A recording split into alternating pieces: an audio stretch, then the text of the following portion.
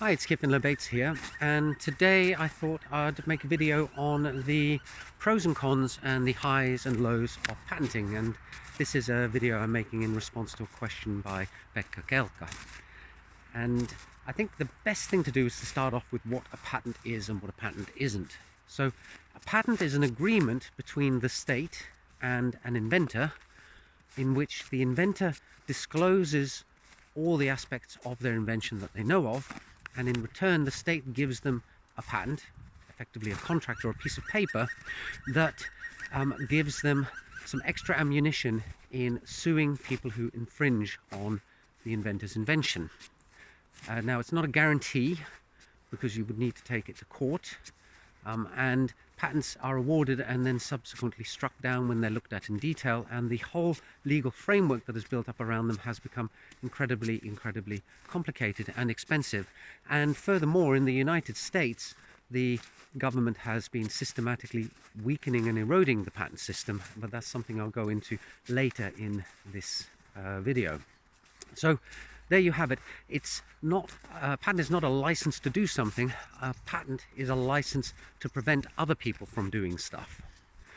And I'm thinking of the quote, I think it was from Winston Churchill, where he said that democracy is the worst possible form of government except for all the other ones. And I think that transfers neatly across to patenting, which is that patents are the worst form of intellectual property protection that could be proposed, apart from all the other systems. Now, that may change in the future. For example, I have hopes that things like blockchain are changing the way that we are looking at the world, and that may knock over into patents. But for now, it's what we have.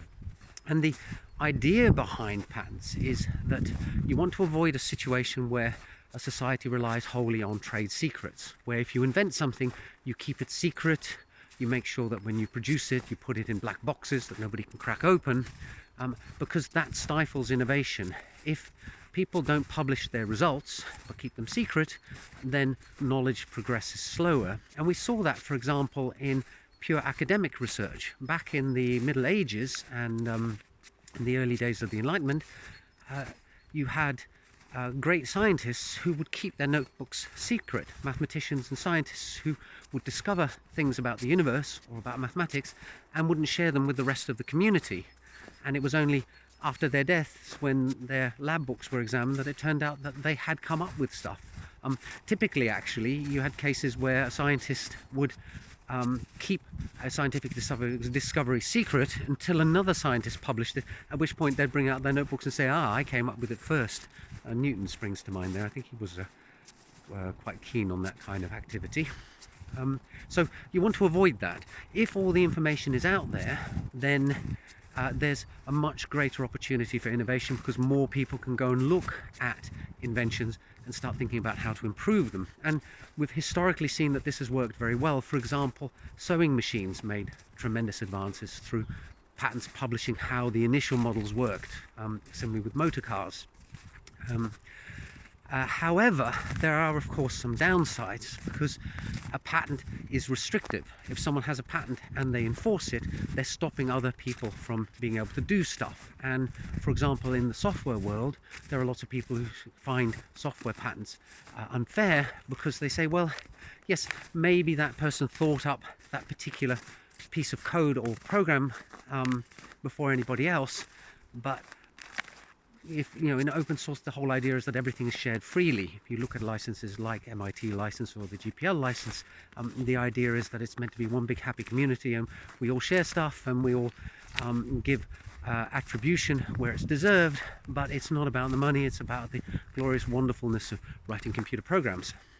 Now, as a lone inventor who is also in his middle or late middle age with a family, I'm not in the same position as somebody who's just graduated from university and has their first job and has their weekends spare to play around with projects, hoping that maybe one of them will take off. So when someone like that comes up with an invention, they're doing it as a hobby, and it's great fun and it's wonderful to get some fame from it. Unfortunately for me, fame doesn't pay the electricity bill or the food bill, and I've got a bunch of hungry kids that I have to keep fed and clothed and housed. So from my perspective, inventing something and spending a lot of time developing it only to give away for free doesn't make economic sense. So it's in my situation that a patent makes sense, in that, yeah, okay, I'll let the world know what it is that I've invented. Maybe I'll be able to productize it, maybe I won't. However, if I hit on a good idea, rather than keeping it secret, by patenting it and disclosing it, if somebody else then finds a way of turning a profit from it, I get some kind of share for being the inventor of the original idea, which all seems very great and well. The thing is, in the patent world, you can really divide the entities into sort of three different groups, and they have three different motivations for using patents, and this is where the problem arises. So I've talked about myself, a lone inventor or a pro se inventor, coming up with ideas and then trying to make some money off it. Then you have big companies who have large legal teams and often large cash reserves, and they use patents for a number of reasons. One is to use them as exclusory devices to stop their competitors from being able to do stuff. Another one is as defensive devices, so that if they get sued for patent infringement, they can counter-sue because they've got a huge collection of patents that they can use as a retaliation. And then there are the dreaded patent trolls, or the non-practicing entities. And these are companies that really don't care about the underlying technology or creating a product. They're solely interested in the legal activity of finding infringers and suing them for patent infringement. And this is where you start hitting problems, because some of these non-practicing entities have in the past used some rather ruthless tactics. For example, shotgun threats of litigation, where they send out lots and lots of "you are infringing this patent" letters, pay us $10 or $20 or $50,000 and we'll drop the suit. And the companies look at it and say, well, $20,000 isn't insignificant, but a $3 million lawsuit is, we'll just pay up. So it becomes a kind of extortion or racketeering. Now, big companies, especially big tech companies, are not really happy about the patent trolls, and why should they be? I mean, I don't think they're particularly ethical entities when they behave in the way I described. They're also not happy about lone inventors and small companies. They'd like to just be able to go in, and if a small company has tested out a technical idea and seems to be doing okay with it, well, you could acquire them and buy the patents, or you could just infringe. And just infringing is a lot cheaper. And then hopefully you can use the threat that, well, we have a big team of lawyers and you're just a little startup, to prevent any litigation from actually taking place. But as far as I can see, they've actually gone one step further, and they've started labeling those kind of entities as being patent trolls too. I've occasionally been accused of being a patent troll, and I've never sued anybody for infringement, so I don't see how that can be the case, but it's been an accusation that's been leveled. And from the big company's point of view, this is a useful way of shifting that border from the genuine patent trolls who really are just firing out blanket litigation threats into the area of small companies and private inventors, and saying, well, we think that they're infringers too. And that goes totally against the grain of the system, which was that, you reveal the stuff and then you have an opportunity to make some kind of profit from it purely because you were the inventor.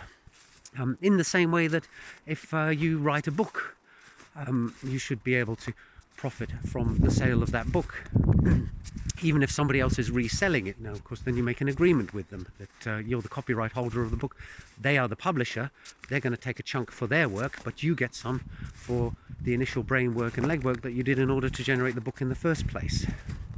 So now, one of the big differences between publishing a book and filing for a patent is that a patent is a much longer game.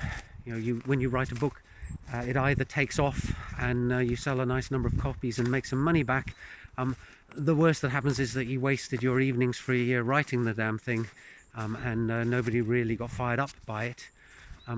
With a patent, even if you're prosecuting it yourself, paying the filing fees and issue fees and stuff yourself, you're still looking at say 100 to 200 hours of work, and maybe somewhere between $3,000 and $6,000. and then at the end of it you might not get the patent, and then even if you do get the patent, maybe you didn't cover the invention well enough, so there's an easy workaround. And even if your patent is well drafted and covers all the things, well, then companies may go and infringe anyway. And even if you do decide to take them to court over it, there's a risk that the patent will be examined by the court and overturned. And in the United States, there's this entity called the Patent and Trademark Appeals Board, which is also affectionately known as the Patent Killer Board, consisting of a bunch of, as far as I can tell, unconstitutionally appointed judges who get to decide whether or not your patent is valid. And cases are brought to the PTAB typically by companies such as Apple and Facebook and Microsoft. So they're seen as a tool by the large tech companies as a way of overturning patents owned by smaller entities, and they can do it in a nice, quick and cheap manner. I think the rate at which the PTAB destroys patents is about 80% at the moment, but there are you can go look up the figures online.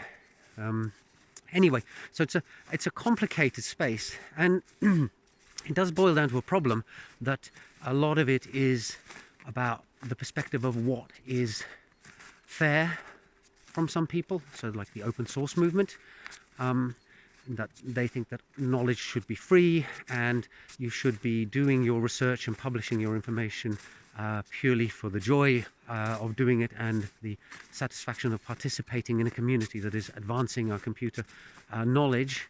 And then at the other end, it's being encroached on by large companies who are using rather strong-arm tactics in order to edge out small inventors as well. And the problem here is, well, the free software side has some merit to it in that there does seem to be a large enough community to encourage innovation. But of course, from the commercial side, it's a bit more serious, because the large companies would like to see us move more towards a trade secrets world, and a world in which they can make huge profits from these ideas without actually having to pay for them. But then again, they're companies, it's kind of their role in life. You know, they are structurally designed to try and maximize profit, and we try to regulate them with laws to make sure that they behave in as ethically a manner as possible. But ethics can only be instilled into companies artificially, because they're not human beings. They don't feel emotions. You know, they do what is, or they're meant to do what is financially sensible, and then we as human beings have to put in place legal frameworks to ensure that even if they aren't inherently ethical, at least they behave in an ethical way. Kind of like a sociopath learning to get along in society because they don't want to end up in jail. I did say this was going to be a bit of a stream of consciousness and a ramble, and I've gone over a whole bunch of things, but there you have it. That kind of answers why I think personally it's okay for me to invent stuff and then patent it, because I do enjoy inventing, and I might do it just as a hobby and put the stuff out there for free. And sometimes I do publish ideas that I've had in case other people feel that they can run with them. But ultimately, to put significant amounts of my time into it, I have to feel that there will be some kind of return. And the only real structures out there for me to do that are either to focus on one particular invention and try and turn it into a viable business, and evidence is that I'm not spectacularly good at that. Plus, it would involve taking one idea and focusing on it for the next 3, 4, 5, 10 years. The other option I have is to invent all sorts of different things, spend a couple of weeks on each one and patent them, and then hope that at some point that patent is of value to somebody, and that they therefore purchase of it, and I make a return on the invested time. So maybe you're wondering, well, how has that worked out for me? It's worked out okay. I think I've ended up getting, from what I have obtained so far from patents, about half my usual hourly rate in terms of a return on the time invested. However, I am sitting on 12 granted blockchain patents, and if I do manage to sell them, then I might end up with 3, 4 or 5 times my hourly rate for the time that I put into it, which is a nice amount, but I mean, it's not life-changing. It's not going to allow me to retire to the Bahamas and live on a beach and in a nice luxury house anytime soon. But on the plus side, at least I enjoy doing this stuff, and The weeks and months where I don't enjoy doing it, well, I don't invent so much. There you go. It's been 15 minutes now. That's been a long ramble. I hope it's been interesting. You know, I have expressed a few opinions that I'm sure some of you will disagree with. Feel free to ask in the comments below if you have any questions about what I'm talking about, and I'll see you in the next video soon. Bye for now.